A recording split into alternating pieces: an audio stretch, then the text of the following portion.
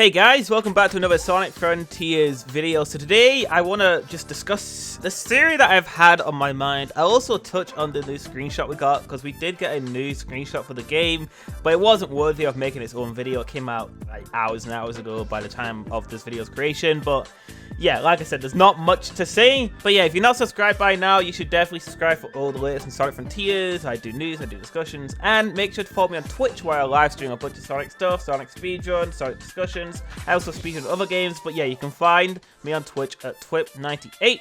It's in the description. But yeah, let's begin with this video. So let's discuss the screenshot real quick, because it's basically just that same image that the official Sega Instagram account posted, where it was like covered by the language options. So we got the full image of that, and it literally is just Sonic looking onto the main island. Initially I thought it was on the very left of this, because there's also two similar platforms where there's one that is separated from the mainland, but it wasn't that. It's just to the right of the mainland, so it really provides nothing new. No new areas to look at, nothing new on the mainland, and in fact, actually, there's missing stuff on the mainland, and it's probably due to the draw distance, I would assume, but there's meant to be one of those small little pillars which is likely to activate a challenge on the mainland. You can see it in the shot with Sonic, like it's right below Sonic, but in the screenshot it's literally not there whatsoever.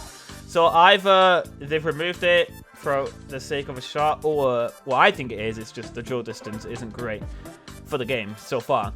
So yeah, nothing more to discuss. There's nothing being added or anything. Yeah, I would have been worried if this was a new promotional shot, like a brand new one they released just now, but this actually came out around the 15th of December on PlayStation's blogs, except for the English and Japanese blogs, but it came out in all the rest apparently. So it's actually old, so that makes me feel better, because I was gonna completely postpone this discussion if this were a new promotional shot, but it's not, it's old. So now I can actually tie it into the discussion. It's a bit convenient. So I want to discuss why I think this game is a bit messy. I think it looks messy. I think it's messy that we don't have gameplay, yet they keep on telling us all the stuff about the game, and they're providing screenshots, and they have the Japanese website where they're showing a bunch of environments. I have like a theory as to why that all is, and I don't fully believe this. It's just something that came across, like it's just a potential option that's out there, a potential reason. I don't fully believe it, because it is definitely giving Sega the major benefit of the doubt, which I don't believe we should do at times like this, where we are really desperate for a good Sonic game, and we are really wanting Sega to deliver on the goods. We shouldn't give them any sort of leeway on that. We should be expecting, you know, a top quality game, especially when this has been confirmed to be a full price game. So let's get into it. Here's what I think. I think what's happened is, actually no, let's cover the basis first. So the game was getting leaks at around the end of 2019, early 2020. I think early 2020 was when the first playtesting focus groups were happening, and that's when the initial information about the game was being told to us, that it was open world, that they're focusing on big boss battles, and yeah, that's all fine. So early 2020, we know for a fact they've got a game. There is a remnant of the game in early 2020, and you can play it. Then, I think later on in 2020, near the end of it, they had a different demo that was more polished, it had more stuff in it, and that's when we started seeing stuff about cyberspace, and the Ghost Girl, and the orbs to enter the cyberspace levels, and the combat tree, the skill tree, all of that stuff was the second demo as far as I'm aware. So we know for a fact they've got a bunch of gameplay already, and people have officially played the game. Like, that is confirmed, that is undeniable, it's been played.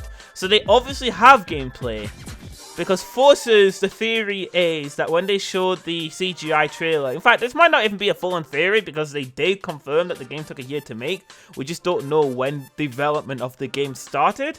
The theory is that when the first trailer for Project Sonic 2017 first came out, they barely had a game, so they physically couldn't show it. Like, it was impossible. They couldn't show the game. But this time is a bit different, because they actually did show in-engine shots of the game with their it was their second trailer. Their first trailer was that awful teaser, but I assume the reason they said that was too early is because they didn't plan on marketing the game that early on, which makes sense to me. Marketing a game super early like that might make people get bored of it in the long run.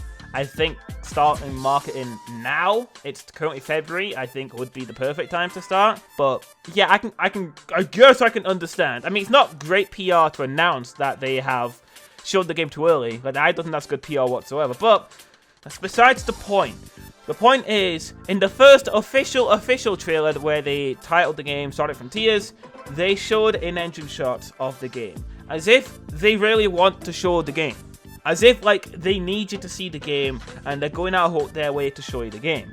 In-game shots, screenshots on the website, a bunch of interviews, plot synopsis that was took down later on for some reason. A lot of different stuff. Like, they're talking the talk, but they can't show us the stuff. But they are desperate to tell us about it, right? They want to tell us about the game, but for some reason they're not showing the game. Why would that be? That's very weird and confusing. Because if the game truly wasn't ready, they just wouldn't show it at all. But they did. So my theory is, and this actually links back to one of the major leaks, and this is what got my head, like, my brain juices flowing. I think what has happened is that they have overhauled the graphics near the end of development to make it look really impressive for people to buy. The footage that we got was pretty choppy, and it was all recorded on PC. No console versions at all, which tells me that the console ports haven't been made yet because they haven't finalized the graphics. So yeah, the choppy footage is one of my reasons, but my main reason is one of the leaks mentioned that, like, the environmental music, but also the graphics in the open world weren't very impressive. But from what we've seen, it does look quite impressive, especially for a Sonic game, because they've all been low budget as of late. So either this person had, like, extremely unbelievable high standards, or they have overhauled the graphics a lot since they played the game, which makes sense because they played it at the end of 2020, now it's 2022, so that makes sense. But I think they've overhauled them a lot. I think they've done it so much that if they tried to play the game, it would be laggy as hell. And I genuinely think that's the reason they've removed all of the stuff in the game. Because obviously if you had things like rings, and enemies, and orbs, and all of this stuff in the game, that's a lot of variables, that's a lot of colliders. It's gonna cause the game to slow down immensely, and lag. And if the trailer that they showed that had nothing in it was already running at 30 FPS, sub 30 FPS, like, kind of choppy at points, then imagine how it would run with all the stuff in it. So I think their major hurdle here is that they're actually trying to optimize the game. And with this more positive outlook, it would make their investor meeting make a bit more sense. I still think it would be a major stretch of the truth to say that we're brushing up the quality, when maybe what they're actually meaning is, we are optimizing the game. The game is not optimized. We need to optimize the game for not only PC, but for all current gen consoles. And to me, that would make more sense. And if I actually go with this mindset, then I'm less worried about the game. But at the same time, it's quite ridiculous that they would, like, suddenly improve the graphics at the very end of development. That's actually also a scary thought to have. Because, to get to my point from earlier in the video, the reason I was about to be scared if this new screenshot was a new promotional one, it would show that this is final. The horrible Sonic Forces model is final. The fact that there's no enemies and anything in screenshots would worry me if this was like a promotional shot, because the screenshots we got on the websites are more to show off specific structures and all of that, whereas this one is Sonic looking onto the mainland. Like, you would want to promote that you can do stuff on this island, like defeat enemies and collect rings and get orbs and do puzzles. You would want to try and portray that in a big promotional shot like this, I would hope. So if this came out now, that would worry me immensely, because it would show me maybe they didn't take the stuff out, maybe there is just no stuff. But because this is back from when they revealed the game, that's fine. That's absolutely fine. But yeah, that is pretty much my theory. I think they overhauled the graphics to make it look more impressive near the end of development. That's why it couldn't run. That's why it was only showing PC footage. That's why the playtesters said that it looked graphically unimpressive at the time. And I believe that could be a reason as to why they're using the Forces model for now, because maybe they were going to use it and it was going to be a budget title. But as they were prolonging development, and when they saw the movie come out in 2020, and it did so well for them, I think maybe they realized, oh shit, I think we need to put more budget in the game. And that was around February 2020. Oh, let's say March, because that's when they would have got a definitive sales numbers for the movie.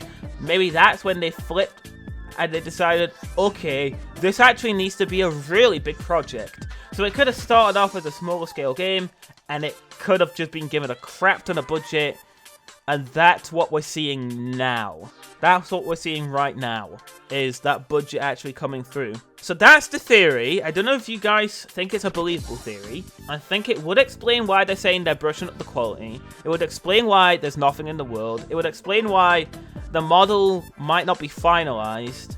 And it would explain why playtesters were saying it was unimpressive graphically at the time. But, like I said, this is really giving them the benefit of the doubt, so I don't really want to, I don't want this to just become the reason, you know? Like, I don't want to give Sega excuses. I want to, if something looks bad, I want to tell them it looks bad.